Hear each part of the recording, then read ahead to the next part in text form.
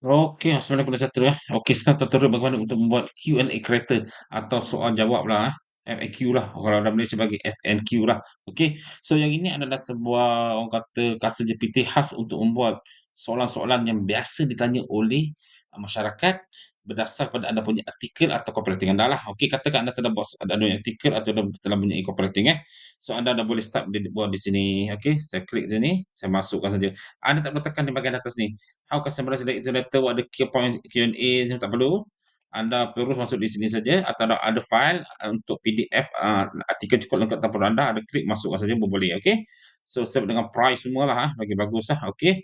So ada paste. Mudah macam biasa juga. Pop, klik. Okey. Dan ni soal jawab dekat fikir preparekan 10 soalan jawab untuk anda lah. Apa sebenarnya Custom GPT AI, the super AI Millennium? Untuk siapa? Apa yang Custom GPT ni boleh buat? Berapa harga ChatGPT ini? Okey, ada langganan bulanan. Boleh saya buat servis dengan, ChatGPT ini? Apa yang jadikan ChatGPT ini unik? Tu, eh. Anda pun terfikir apa yang unik? Apa yang unik? Mari saya baca jap. So, memang, menariklah di sini. Okey, tengok. Unik.